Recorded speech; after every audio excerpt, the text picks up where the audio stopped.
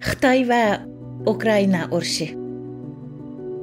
Bu qitimqi Ukraina urushida Xitoyning burunqidek Rossiya va Ukraina har ikki tarafga tang yaxshichaq bo'lish taktikasi o'z kuchini ancha namoyon qila olmay qoldi. Xitoy tunji qitim o'zining ikki tosh orasida qisilib qolganligini sezdi. Xitoy bu qitim boshqa ellar o'ylagandek ya Rossiyani mutlaq qo'llabmi ketmadi, ya uni ayblabmi ketmadi. Balki bir tarafdan Rossiyani to'g'ri tushundiganligini, Rossiyaning Ukrainaga qaratgan urushini tajovuz deb atashga bo'lmaydiganligini aytish bilan birga, yana bir tarafdan Ukrainaning zamin butunligiga hurmat qilishning zarurligini ta'kidlab, burunqidakla har ikki tarafga yaxshichaq bo'lishga urindi. Biroq bu qitim bu taktika har ikki tarafni rozi qila olmadi.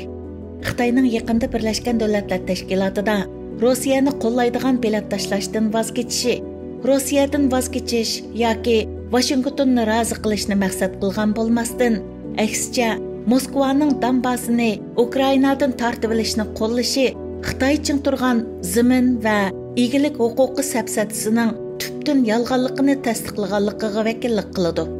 Shunlashqa Xitoyning Tayvanni tinch qo'shib olishdan iborat strategiyalik ehtiyojida ishlatadigan prinsipga qarshi turishi mantiqsiz.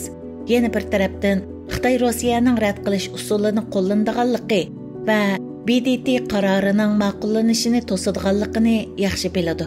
Shunlashqa u egilik huquqi prinsipida ching turishni oldingi o'ringa qo'ydi.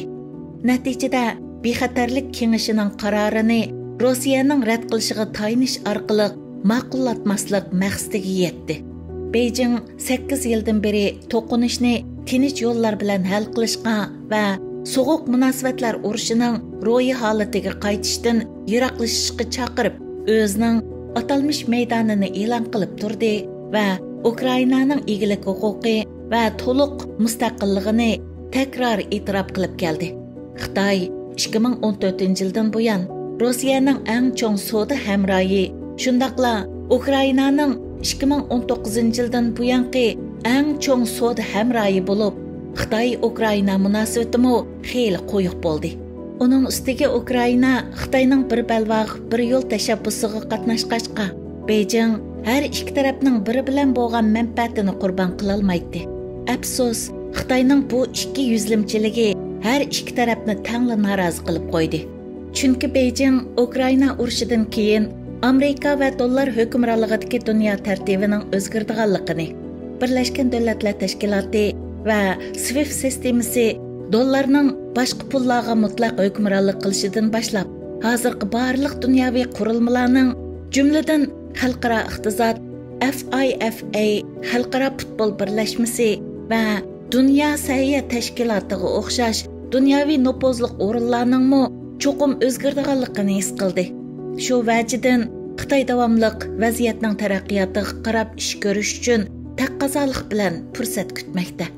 Xi Jinping bilan Putin 4-fevraldagi do'stlik yig'inida cheksiz do'stlik o'rnatdi. Ammo bir oydan keyin Ukrainadagi urush bu munosabatlarning qanchalik darajada mustahkam ekanligini o'lchaydigan sinoqqa aylandi. Xalqaroning g'azabi va Rossiyaga qaratgan jazoning kuchayishiga ergishib, Beijing Moskva bilan bo'lgan hamkorlik tufayli ziyonkashlikka uchramaslik va shuning bilan bir vaqtda Rossiya bilan qo'yiq munosabatni saqlab qolishga tirishib beqiyotdi.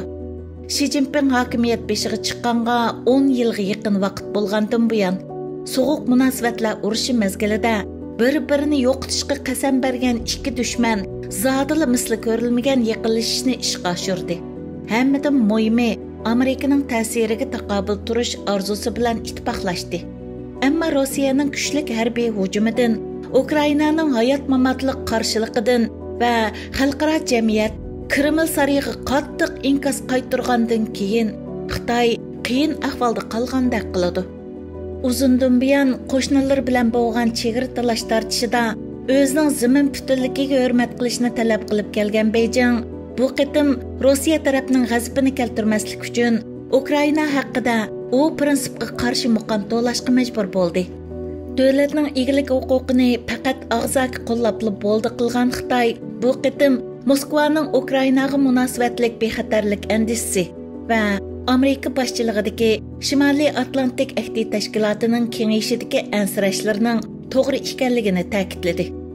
Undan boshqa Beijing Moskvani ayblashni rad qildi va bayonotchilari Rossiyaning Ukraina qilgan hujumini chet el muxbirlarining axborot e'lon qilish yig'inida oshkora tajovuzchilik deb tasvirlashiga qarshi chiqdi.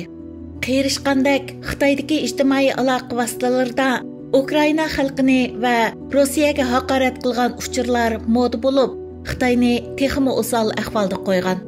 John Hopkins Ilg'or xalqaro tadqiqot universitetining professori Sergey Radchenko mundaq dedi. Xitoyning bu haqdagi ikkilanishlari va arsalda holatlarini dastlabki bayonlardan his qila olasiz. Gagalay strategiyalik tadqiqot markazining mutaxassisi Richard Giyasi mundaq dedi. Hozirgi vaziyat Xitoyni unumlik palachalg'a tushirib qo'ydi. U Fransiya axborot agentligiga mundaq dedi. Xitoyga nisbatan har vaqt bexatarlik manfaati hamisha iqtisodiy manfaatdan muhim o'rinda turdi. Shunlashqa Xitoyning pozitsiyasi asosiy jihatdan Ukrainaga moyil pozitsiyaga qarab burilmaydi. Uning ustiga Rossiyaning gigant yadro quroli bor boyliqi mo'l qo'shni davlat ekanligini hamda Sharq Turkiston masalasining tizgini qo'lida ekanligi, shunlashqa xeyli bir mezgilgacha Xitoyning Rossiyaga qarshi hech qanday qudratqullik qilishga jur'at qila olmaydiganligini ilgari surdi. Beijingning vaziyatni xato paraz qilganligi uningga texmi avarchilik topmoqda. Hamma davlat 2 oyning o'tirlaridan burunla fuqarolarni Ukrainadan elib chiqib ketdi. Biroq Xitoy vaziyatni xato mo'ljarlab rasvo bo'ldi. O'rislab bomba tashlaganda u yerdagi Xitoylarni oyapmi qo'ymay o'ldirdi. Bu az kelgandek Ukrainadagi Xitoy bosh elchixonasi dastlabda fuqarolarni ehtiyotkorlik bilan Xitoy bayrog'ini mashinaga esishni talab qilgan. Ammo ba'zilar yerlik aholilar tarafidan adablangandan keyin bu tavsiyasini qaytarib olgan. Bangalordagi Takashalla tadqiqot o'rnining tadqiqotchisi Manu Kival Ramani mundaq dedi. Xitoy qo'llangan siyosiy pozitsiya u yerdagi fuqarolarning yashash sharoitini texim qiyinlashtiribdi. U yana mundaq dedi. Agar Ukrainada Xitoy fuqarolari yana o'ldirilsa, Xitoy bugun amal qilib kelayotgan Rossiyani qo'llaydigan betaraflikni saqlash texmi tasga to'xtaydi. Butun dunyo, hatto Amerika bilan Yevropa ittifoqimi Rossiya bilan Ukrainani faqat Xitoyli vositachi bo'lib utuqliq kelishtira oladi deb zo'r umid kutib turganda, Xi Jinping Putin bilan silliq aloqalashib, Putindan suhbat orqali Yevropaning sijil bexatarlik kapolat mexanizmi o'rnatish orqali krizisni tinch hal qilishni talab qilgan. Xitoy tashqi ishlar ministerimi Ukrainadagi mansabdoshiga Beijingning bu to'qinishdan afsuslanganligini va har ikki tarafning suhbat ustiliga kelishini umid qiladiganligini aytib, o'zini vositachi bo'lishdan qochirib, ularning umidini yo'q chiqargan. London Universiteti Sharq Afrika tadqiqoti va Xitoy institutining mudiri Steve Sang mundaq dedi. Xitoy o'ynagan har qanday murassachilik roli Putinning ideyasini o'zgartirishga qoyil qilishga yetmaydi. Chunki Xitoyda Putinni paylidan yondirg'idek jasorat yo'q. Putinmo Xitoyning gapini yeydigan bir emas.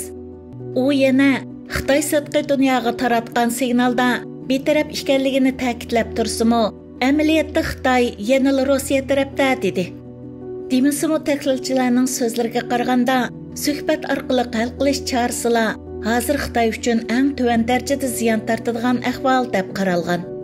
Tisangning aytishicha, eng yomon oqibat shuki, Rossiyaga qartilgan texmi qattiq jazo yoki Ukrainadagi harbiy tajovuz qilmishining mag'lub bo'lishi, Putinni hokimiyatdan g'ulitib tashlaydigan qo'zg'olonni keltirib chiqarishi va bu holatning Moskvada g'arbni qo'llaydigan hukumatning shakllanishini keltirib chiqarishi mumkin. U yana mundaq dedi. Men Shining Ukrainadagi urushning keskinlashishini umid qiladiganligiga ishonmayman. Ammo u Putinning Xitoyga va dunyodagi boshqa davlatlar bilan bo'lgan munosabatiga zo'r ziyon keltirmayli erishmoqchi bo'lgan narsasiga erishishni umid qiladi. Chunki nimali degan bilan ikki diktator o'zaro taqdirdosh ekanligini obdan biladi. Xulos qilganda, Xitoyning Ukraina urushidagi tub maydoni ojizlashgan Rossiyani g'olib va ojiz holatda ko'rishni kutishdir. Chunki qadimgi uch podshohlik davrdan buyon Xitoylarning tashqi ishlar siyosatida qat'iy amal qilinib kelgan falsafasi uch jahongir tirkishib turganda, har vaqt ojiz taraf bilan hamkorlashib, kuchli tarafga zarba bergandila, oxirida o'zini qo'g'dab qila oladiganlik edi. Shunglashqa Xitoy eng ojiz vaqtidan boshlab ta hozirgacha Amerika va Rossiyadan qaysi biri ojizroq bo'lsa, shuning bilan izchil hamkorlashib keldi. Shu vajidan bu qitimmi Putinning Rossiyasi ojizlashib ketsa, davomliq Rossiya bilan hamkorlik o'rnatib, G'arbga qarshi turishi mumkin. Navoda o'ylamgan yerdan Putin kuchayib ketsa, Rossiya Amerikaning o'rnini elib qolsa, u chaqda Xitoy xuddi 1972-yildagidek Sovet ittifoqidan birdilla yuz o'rib, Amerika boshchiligidagi G'arb ellarining qo'yniga o'zini etishga tayyor turishi mumkin.